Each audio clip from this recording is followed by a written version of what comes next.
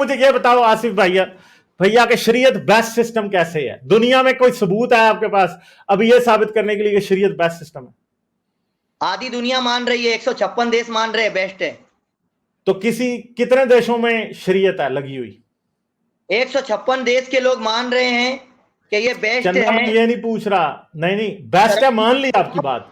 156 देशों के लोग मान रहे हैं कि शरीयत बेस्ट है, मगर कितने देशों में शरीयत है ये बताएं जी। अभी जो जमाने के हिसाब से जो लॉ बन गया है दुनिया में, उसको भी तो फॉलो करना है ना। अच्छा, तो शरीयत कितने मुल्कों में है मैं ये पूछ रहा हूं, ये मेरी बात का जवाब नहीं है। 156 देश के लोग, इंसान इस्लाम को पसंद कर रहे हैं। अच्छा, ठीक है, तो शरीयत को क्यों नहीं पसंद कर रहे? शरीयत जो आपके जैसे लोग जो होते हैं ना, जो नास्तिक लोग होते हैं, जो बैठ जाते हैं शासन पे, तो वो लोग जो है शरीयत लागू नहीं करने देते। अच्छा, मतलब वो यानी लोग हम ये नहीं चाहते लागू, हैं कि यानी औरतें जो मैं शरीयत नहीं लागू करने दे रहा। नहीं सुनिए ना, वो आपके जैसे नास्तिक लोग क्या चाहते हैं कि औरतें चड्डी पर नंगी घूमे, रोड पर आजाद घूमे, कोई उसके साथ कुछ भी करे, उनकी इज्जत कोई अहमियत नहीं है, वो नंगी खुली घूमे और उसके साथ कोई कुछ भी करे। ये आप लोग चाहते अच्छा, हो। आपकी एक मिनट, आपके घर की औरतें मेरी बहनें हैं, क्या कोई नंगी चड्डी में घूम रही है? नहीं तो हम पर्दे में रख रहे ना, आप ये चाहते हो तो कि नहीं, उनको आजाद आसिफ रखो। गर्म नहीं होना, मेरी बात ध्यान से सुने पहले, मेरी बात ध्यान से सुने पहले। आप क्या शरीयत वाले मुल्क में रहते हो? क्योंकि आपने पहले एक सवाल से आप भाग गए हो कि मैंने आपसे पूछा कि कितने मुल्कों में शरीयत है, तो आपने नंबर बताने के बजाय कि इतने मुल्कों में शरीयत है, आपने ये कहा कि लोग नंगी चड्डियों में औरतें घुमाना चाहते हैं। आप क्या शरीयत वाले मुल्क में रहते हैं? बताएं मुझे। सुने सुने, नहीं मैं सवाल, यार हिंदुस्तान में, देखें, शरीयत नहीं है ना अरे बात, हिंदुस्तान में? हिंदुस्तान में, इंडिया में रह हिंदुस्तान रहा में हूँ, शरीयत नहीं है। इंडिया में। लेकिन हमारे यहाँ पर ऐसा कानून है अंबेडकर साहब का कि इस्लाम धर्म के मानने वाले लोग जो है वो इस्लाम धर्म पर चल सकते हैं। मगर शरीयत तो नहीं है ना। शरीयत ही है ना वो। और नहीं है ना, ये आप झूठ क्यों नहीं बोलोगे तो है? ऐसे तो मुंह पे, नहीं मुंह पे सफेद झूठ बोल रहे हो यार।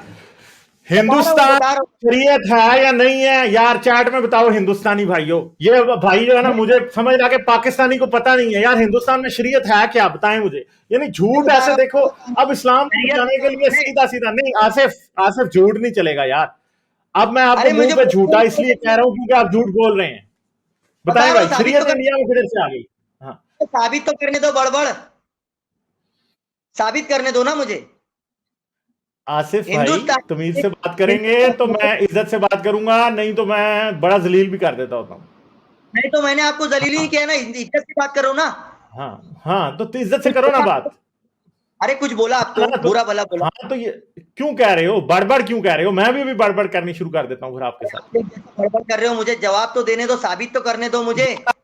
आप बड़बड़ कर रहे हो मियाँ। एकदम साफ अब तरीका जवाब है। दो इस बात का कि इंडिया में शरीयत है भाई, इंडिया में शरीयत है भाई, वाह वाह क्या बात है, ये तो जोक ऑफ द डे हो गया। दलील दे रहा हूं, मैं दलील दे रहा हूं। हाँ दलील दो ना भाई। अंबेडकर साहब का जो कानून है, यहाँ पर मुसलमान 4 शादी कर सकता है, सनातनी नहीं कर सकता, ये शरीयत का कानून है। अंबेडकर साहब के कानून में हमारा लॉ, यानी कुरान का लॉ, अंबेडकर साहब ने हिंदुस्तान में लागू किया है मुस्लिम समाज के लिए, तो हमारे लिए तो शरीयत है।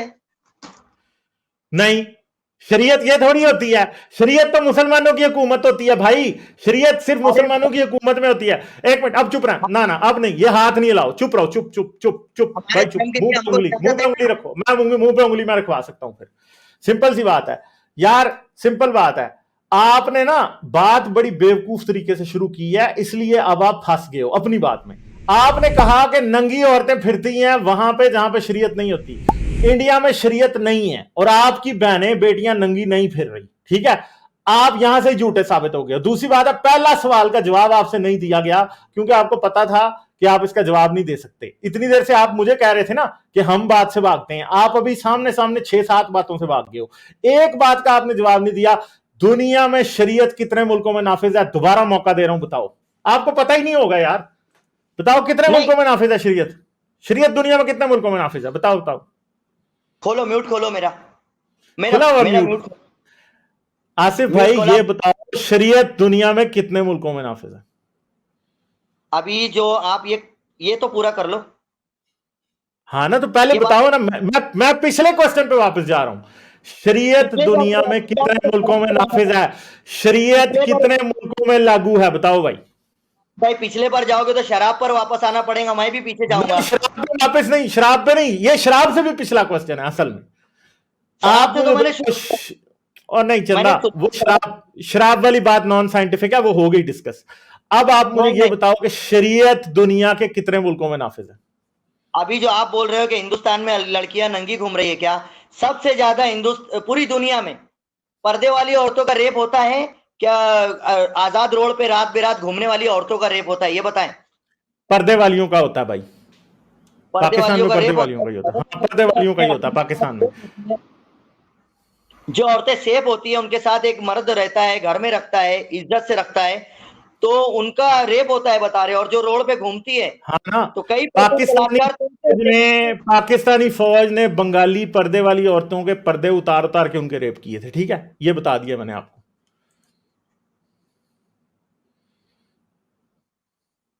खुला हुआ है, खुला हुआ है, बोलोगे तो खुला हुआ है। हाँ नहीं नहीं, म्यूट बता रहा था मुझे। वो जो फौजियों ने रेप किया, बलात्कार किया, वो जुल्म किया पर्दे वाली औरतों का। तो बुरके ने क्यों नहीं बचाया उनको? हाँ, पर्दे ने बचाया क्यों नहीं? बंगाली पर्दे वाली औरतों को पर्दे ने क्यों नहीं बचाया? ऐसा वो ये पर्दा क्यों बचाएगा? हम उनको हिफाजत से रखते हैं। पाकिस्तान, हिंदुस्तान से भी जब पाकिस्तान लोग हिजरत कर रहे थे तो तब भी बुरके वाली औरतें जा रही थी और पर्दे वाली औरतें नहीं बची, हिंदुओं ने रेप कर दी। हाँ, तो ये जुल्म हुआ ना उनके साथ। तो इसका क्या चंदा फिर मतलब? पर्दा कहां बचाता है? पर्दा कहां बचाता है फिर? ये तो आपकी बात खुद ही झूठी होगी ना, पर्दा तो बचाता ही नहीं है फिर। अब सुनिए मेरी बात, जितने दिन हो सके उनको सेफ रखें गैर अच्छा मर्दों चलो, से। अभी भी आप ये नहीं मुझे बता सके कि दुनिया में कितने शरीयत वाले मुल्क हैं। अंदाजा ही फिर लगा आगे दे, मुझे आपको जवाब नहीं पता। तो जितने दिन हो सवाल सके है ना। कितना दिन हो सके औरतों को पर्दे में रखे, पराई मर्दों से उनकी नजरों से बचाएं, उनकी हया, उनकी इज्जत, उनका बदन ढाके। ये उनकी औरतों की रिस्पेक्ट है इस्लाम में। अच्छा, अपना अच्छा, आसिफ भाई एक सवाल पूछता हूँ। सानिया मिर्जा, उसका ताल्लुक आपके हैदराबाद से है ना? वो मुसलमान है? हाँ, बोलिए। मुसलमान है सानिया मिर्जा? नाम से मुसलमान है, बोलो नाम से। मुसलमान है। वो नाम से। लिबास उस तरह का पहनती है जिसको आप कह रहे हैं कि नंगी फिरती हैं, ठीक है? आज तक उसका तो रेप हुआ नहीं है। मुझे अपना मैसेज एक बार देख लेना आप। वो सेलिब्रिटी है ना, सेलिब्रिटी है वो सिक्योरिटी में रहती है।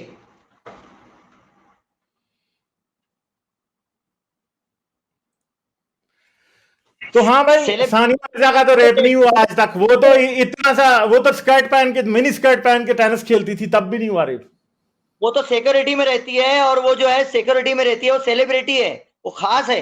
अच्छा, अच्छा, तो उसके मुझे बताइए, ऊपर बहुत सी औरतें ऐसी भी हैं जो सिक्योरिटी में नहीं रहती तो तब भी उनके रेप नहीं होते। मैं तो गवर्नमेंट बड़ी गवर्नमेंट मुसलमान, मेरी तो ऐसी मुसलमान दोस्त औरतों से दोस्ती भी है जो कि नहीं रहती पर्दे में और उनका किसी ने रेप नहीं किया।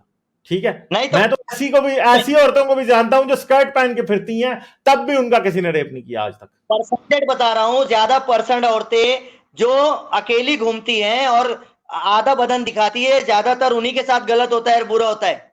अच्छा, आपके ख्याल में शरीयत सिर्फ पर्दा ही है और कुछ नहीं है? जजिया क्यों नहीं लेते? जजिया भी तो शरीयत है ना।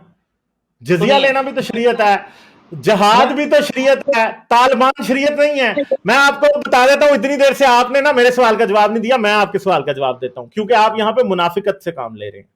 समझ गए लाहौल बात? दुनिया में सिर्फ एक मुल्क है जिधर आज शरीयत नाफिज है और वो है अफगानिस्तान। 156 में से सिर्फ एक में शरीयत नाफिज है। शरीयत कितनी बुरी है या शरीयत कितना फजूल सिस्टम है, ये इस बात से साबित हो जाता है कि 156 में से सिर्फ एक मुल्क ने शरीयत नाफिज की है, बस। और किसी ने भी नहीं की। बाकी ना पाकिस्तान नाफिज करता है, ना इंडोनेशिया, ना मलेशिया। दुनिया में देखें, एक तो पहली बात है कि 156 मुस्लिम कंट्रीज नहीं है, 56 मुस्लिम कंट्रीज हैं सिर्फ। ठीक है, ये मैं आपकी करेक्शन पहले कर दूं। 56 मुसलमान मुल्कों में से सिर्फ एक मुल्क ने आज तक शरीयत नाफिज करके रखी है, वो है अफगानिस्तान, और वो भी अभी नाफिज हुई है। ठीक है, पाकिस्तान में शरीयत नहीं है, बांग्लादेश में नहीं है, मलेशिया, इंडोनेशिया, ठीक है, अफ्रीका के कितने मुसलमान मुल्क हैं, उनमें नहीं है। अब तो सऊदी अरब ने भी शरीयत की तशरीफ पे लात मार के निकाल दिया है। तो शरीयत अगर इतनी अच्छी होती तो आप तो एक आम मुसलमान नागरिक हैं, तो जो हुक्मरान है मुसलमानों के, वो कहते हैं शरीयत कचरा, हमने नहीं लेना, हमने अपने मुल्क में नाफिज नहीं करना। क्यों कहते हैं ऐसा? अब मुझे ये बताएंगे, वो मुसलमान खुद यकीन नहीं रखता शरीयत पे, तो बाकियों को क्यों हम बात करें? इस्लाम में नरमी भी है, नरमी भी है इस्लाम में। और दूसरी बात है कि आपने डॉक्टर अंबेडकर को गलत कहा। डॉक्टर अंबेडकर ना मुसलमानों के हकूक ना ना, एक मिनट, चुप रहना भाई। डॉक्टर अंबेडकर का मैं खुद बहुत बड़ा फैन हूं, ठीक है। डॉक्टर अंबेडकर ने इस्लाम पे किताब भी लिखी है, जिसके अंदर उन्होंने कैटेगोरिकली कहा कि इस्लाम बहुत ही बुरा मजहब है। इस्लाम को एंटी ह्यूमन कहा है अपनी किताब में डॉक्टर अंबेडकर ने, ठीक है।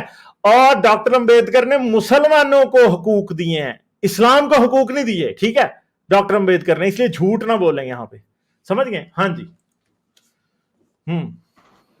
म्यूट क्यों कर देते हो? म्यूट क्योंकि आप अपनी चोंच नहीं बंद रखते जब मैं बोलता हूं। अच्छा, तो नंबर 1 आप बोले फिर मैं बोलूं, ऐसे सही बात होती है ना गालिब भाई? डॉक्टर अंबेडकर ने ये सनातनियों के साथ क्यों गलत किया कि वो एक ही शादी कर सकते और मुसलमान 4 कर सकते? बराबरी क्यों नहीं दी? बराबरी क्यों नहीं दी? दुनिया के और भी बड़े मुल्क हैं जहां पे मुसलमानों को एक से ज्यादा शादियां करने की इजाजत दी गई है। हिंदुस्तान की बात करो। डॉक्टर अंबेडकर नहीं भी थे, वहां पे भी मुसलमानों को 4 शादियां करने की इजाजत दी गई है। अंबेडकर साहब की बात करो और हिंदुस्तान की बात करो। अंबेडकर ने 4 शादियां करने की इजाजत नहीं दी है, ये भी मैं आपको, झूठ है ये बात, आपको किसी ने बताई? क्यों नहीं दी है, मैं आपको बताता हूं क्यों नहीं दी।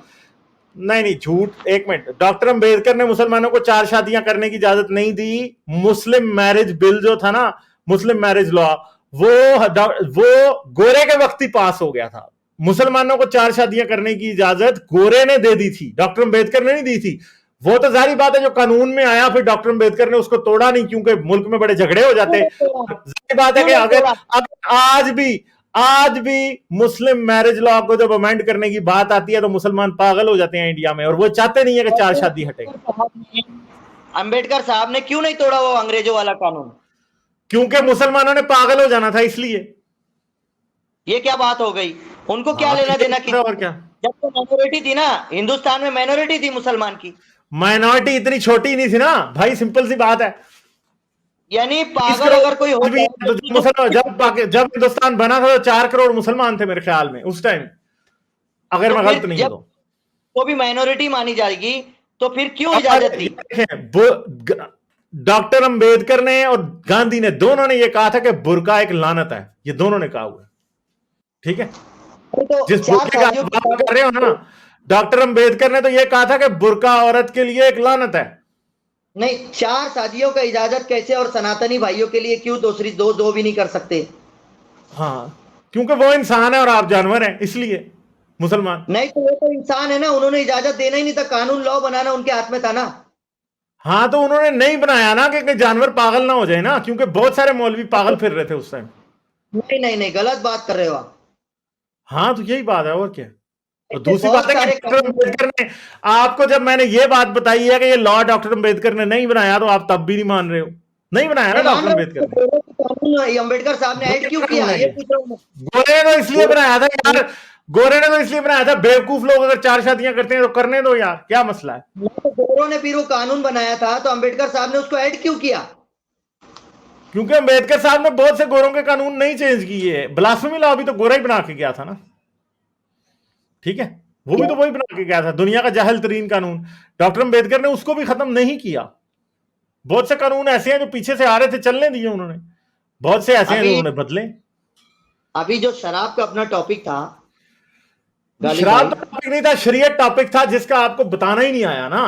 शराब की आयत निकाल लेते हैं, सूरह बकरा की आयत निकाल लेते हैं, बताएं के साथ। कुरान सूरह बकरा की 225 या 229 है, मुझे ठीक तरह से याद नहीं है, मुझे ढूंढनी पड़ेगी। मैं निकाल लेता हूं। एक 219 है, और फिर उसके बाद मेरे ख्याल में मायदा में करके एक और आयत है जिसकी बुनियाद पे ये बात करते हैं। अभी हम कुरान पढ़ लेते हैं। आप पहले कुरान से भागे थे आसिफ अली, अब आप होपफुली कुरान है, आपने पढ़ा नहीं है। मेरे भाई मेरी अरबी आपसे कदरे बेहतर है, इस बात अच्छा को अच्छा, ऑडियंस भी कौन सी सर्टिफाई। आयत है, कौन सी दिखाऊं पहले? पहले देखेंगे 219 कुरान दिखा में दें हराम मना है, मैं बोल रहा हूँ। चले आप। आसिफ अली, हम ना आपको काफी टाइम दे चुके हैं, अब आसिफ भाई जो बात बताएंगे उसके बाद हम आगे चले जाएंगे। अच्छा आसिफ अली, अच्छा ये आयत पढ़िए। चले शराब पढ़िए। हजारों बीमारियों को, शराब हजारों क्राइम को जन्म देता है, इसके लिए मना है ओ इस्लाम से। चंदा मेरे, ओ मेरे मेरे तारीखी चांद, मेरे दो टुकड़े हुए हुए चांद, ये पढ़ के दिखाए ना यार, ये पढ़े, आयत स्क्रीन पे पढ़ो। आई हुई है। हाँ बहुत बारीक लग रहा है। अभी बड़ा हो गया, चलो यस पढ़ो। अलूना का अनिल खमरी वल मैसर, 219 पे जाइए ना। हाँ चले पढ़े पढ़े, अब पढ़े जी, आसिफ अली पढ़े। बहुत बारीक दिख रहा है ये, मुझको नहीं, पढ़े ना, अरबी नहीं पढ़नी आती? मुझको दिख नहीं रहा है, बारीक है ये। अच्छा, चलिए आप बताएं पढ़ के, कोई दिक्कत नहीं है। उर्दू भी नहीं आती पढ़नी? आती है।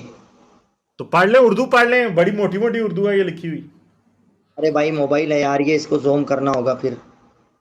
हाँ तो करो ना। नहीं नहीं, अरबी खोलें गालिब, ये उर्दू में डंडी मारी हुई है। हाँ यसलूना का, यार यसलूना का आसिफ भाई, मैं आपकी अल-खमरी सहूलत के लिए वल मैसरी। अरबी पढ़ देता हूँ, अरबी पढ़ हाँ देता हूँ कि हाँ यसालूना का हाँ अनिल खमरी वल मैसर। मैं आपसे पढ़ता जाता हूँ, साथ साथ तर्जुमा करता जाता हूँ, ठीक है? जी। जहां पे मैं गलत करूंगा वहां पे आप मुझे टोक दीजिएगा, जहां पे मैं ठीक चल रहा हूँ मुझे चलने दें, ठीक है? तर्जुमे के साथ पढ़ें। यसअलूना का अनिल खमरी वल मैसर, यसअलूना का, दे आस्क यू, आपसे सवाल करते हैं, हाँ अनिल खमरी, नशे के बारे में, वल मैसर, पांच से फेंकने वाले, जो डाइस फेंका करते थे ना, जो उनके वल डाइसेस बारे में। फेंका मैसर, करते। हाँ हाँ फालगिरी के बारे में। हाँ, उसका तर्जुमा आपके उर्दू वालों कर देते हैं कि शराब और जुए का हुक्म दरियाफ्त करते हैं, हालांकि यहाँ पे इंटॉक्सिकेंट, वो चीज हाँ जिससे अल-खमरी नशा लिखा है। हो जाए, वो हाँ चीज जिससे तो नशा हो जाए। शराब का तो हदीस में सरासर वाजे तौर पर नशा कहा गया और हराम कहा गया, तो उसको कुरान की तफसीर तर्जुमे में तो आएगा ना वो। यार अब आपको कुरान भी नहीं आता, तो अब आपके सामने हाँ मैं क्या बात आपको करूं? आपको क्या करें, हम तर्जमा करके बता रहे हैं, आप मान ही नहीं रहे। अच्छा चलो क्या आगे दो, करें फिर कुल हम? फी माँ, कह दो कि इसमें, इस्मुन कबीर, बड़े नुकसान है, व मुनाफिउ लिन्नास, ठीक है, और लोगों के लिए मुनाफा भी है, प्रॉफिट भी है, व जहन्नम, इस्मुहुमा अकबर, लेकिन इसमें नुकसान ज्यादा है, मिन नफ़इहा, नफे से ज्यादा इसमें नुकसान है, जी। ठीक है? तो इसमें कहाँ कुरान कह रहा है कि शराब और जुआ हराम है या मना है? हाँ ही नहीं है, लिखा ही नहीं है इसमें तो। वही तो मैं बोल रहा हूं, आप बात करने दोगे तो बात पूरी हो पाएगी सही तरीके से। इस्लाम में सिर्फ कुरान, कुरान से समझा नहीं जाता, हदीस भी साथ में चलती है उसके। एक चीज जिसका कुरान में हुक्म आ जाए, हदीस उसको मना भी करती रहे, हदीस उसके ऊपर प्रेसिडेंस नहीं ले जाती, कुरान का हुक्म जो है वो ऊपर रहता है। ऊपर रहता है, लेकिन कुरान और हदीस दोनों मैच हो रही है ना। कुरान कहाँ मैच अगर हो रहा है इसमें? किसी नशे का जिक्र कुरान में आ रहा है कि कोई भी नशा जो है नुकसान ज्यादा देता है और फायदा कम देता है, अब हदीसों में तलाश करते हैं कौन कौन से नशे दुनिया में, तो शराब सरासर सख्ती से मना की गई थी, तो वहां पर तो लिखा जाएगा ना कि भाई शराब को भी जो है नुकसान ज्यादा है, इसलिए उसको बैन किया जाए, मना किया जाए, इंसानियत के लिए, इंसान के फायदे के लिए। हराम नहीं है, आप हराम नहीं कह रहे, यहाँ पे हराम का लफ्ज नहीं आ रहा, हुर्रिमत अलैकुमुल, कुरान ने जहाँ पे किसी चीज से मना करना होता है, हराम करार देना होता है, कुरान वहां हाँ पे बड़ा क्लियरली वर्ड यूज करता है, हुर्रिमत अलैकुमुल, बहुत तुम बढ़िया, पर बहुत हराम बढ़िया, कर दिया गया। बहुत बढ़िया, बहुत बढ़िया। अभी मैं इसकी वजाहत कर दूं आसिफ भाई, नहीं वजाहत कर दूं। नहीं, नहीं कुरान, कुरान की वजाहत हदीस से करेंगे आप? चलें ठीक है कुरान, आसिफ भाई, हम आगे जाने वाले हैं, ठीक है? लोगों को सुन लेने आपके लिए दीजिए, कुछ प्यारे प्यारे कमेंट भी आए हैं ना, ठीक आखिरी है? सुन लेने दीजिए को। गालिब भाई हाँ आप मुझे कुरान स्ट्रीम से निकाल दें, स्टूडियो में रहने दें, मैं बाद में आ आसिफ भाई जाऊंगा। अब आप रहने दें, अब आप रहें, ठीक है? आसिफ अब भाई बस कहना हम है, उस टाइम पे पहुंच इतनी गए बात हैं। मुकम्मल, हाँ इतनी बात मुकम्मल कर ले आसिफ भाई। कुरान में जब ये आयत आई कि शराब के नशे में नशे की हालत में नमाज के करीब ना जाओ, ये आयत जब कुरान में आई तो कुछ सहाबी उस वक्त जब तो है वो, इसका मतलब है कि जब आप नशे की हालत, सुन लो ना, सुन लो, आप जो बात करना चाह रहे हो मैं आपकी बात को मुख्तसर बयान कर देता हूँ कि नशे की हालत में शराब की नमाज के करीब मत जाओ, ठीक है, नमाज के करीब मत जाओ, यानी कि इशा से लेके फजर तक के दरमियान में आप 2-4 गिलास पी लो ताकि जब आप फजर की नमाज पहुंचो उस वक्त आपका नशा हट जाए, तो 2-4 गिलास आप पी सकते हो। कुरान में शराब की हुर्मत कहीं पे नहीं है, आप बयान कर दो, निकाल के दे दो, मैं मान जाऊंगा, यानी रात को शराब पी सकते हो। आसिफ भाई आपने सही कहा, लेकिन बात मेरी मुकम्मल हो जाने दो। ये सही कहा आपने, सिर्फ पहले मना का हुक्म आया था कुरान में, जब इससे बदखेलियां, मना का हुक्म नहीं है, बुराइयां मना का हुक्म है, और जब बुराइयां बढ़ने लगी, बुराइयां बढ़ने लगी तो मोहम्मद सल्लल्लाहु अलैहि वसल्लम ने डायरेक्टली हराम करके उसको बैन करवाया। पहले उस पर नरम सख्ती नहीं आई थी, नरमी आई थी कि भाई अगर पीते भी हो, जैसा आप बोल रहे हो कि भाई वो सेहत के लिए फायदा भी है और बहुत सारे देश में चलता भी है, वही चीज जो है कुरान ने बयान किया था, मुकम्मल बैन नहीं किया था। लेकिन जब बुराइयां ज्यादा हो रही है, खराबी उससे ज्यादा है, नुकसान ज्यादा है इंसानियत को, तो मोहम्मद सल्लल्लाहु अलैहि वसल्लम ने उसको फिर बैन कर दिया। आसिफ साहब आप 1 मिनट चुप कर जाएं, अब ऑडियंस की सहूलत के लिए मैं इसी बात को थोड़ा सा खोल के और बयान करता हूँ। गालिब, कुरान 5 आयत नंबर 90, 590 मायदा की 90, मायदा की मेरे ख्याल है आसिफ, चलें आसिफ साहब बहुत शुक्रिया आपका, हम ये लोगों को दिखा देते हैं आयतें, अब हमने आगे चलना है, और भी कॉलर हैं, ठीक है, बड़ा टाइम दे दिया, ठीक है, फिर नेक्स्ट टाइम आ जाना वेडनेसडे को, ठीक है, चलें, थैंक यू, ओके। अच्छा आसिम भाई बता दें आप आयतें जल्दी 590 जिस पे लोग कह रहे हैं कि कुरान में इस्लाम ने शराब को मना किया है, कहीं पे भी नहीं किया। आप मुझसे 1000 10 हजार लाख डॉलर की शर्त लगा लें, कुरान में कहीं मना नहीं है शराब। बुरा हर जगह कहा है मगर बुरा मना नहीं किया।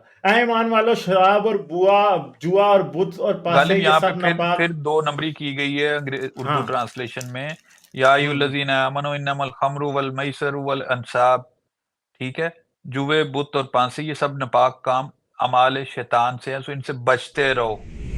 मतलब हराम जो है वो नहीं है, मकरूह भी आप शायद नहीं कह सकते, इससे बचे रहने का कहा गया है, हुक्म भी नहीं कहा गया, ठीक है, ताकि तुम लोग फलाह पा सको, लअल्लकुम तुफ्लिहून। ये देखो, ये उल्लू के पट्ठों ने इतनी गलत किस्म की ट्रांसलेशन की हुई है फतेह मोहम्मद जलंधरी ने, ताकि निजात पा सको, ताकि तुम फलाह पा सको।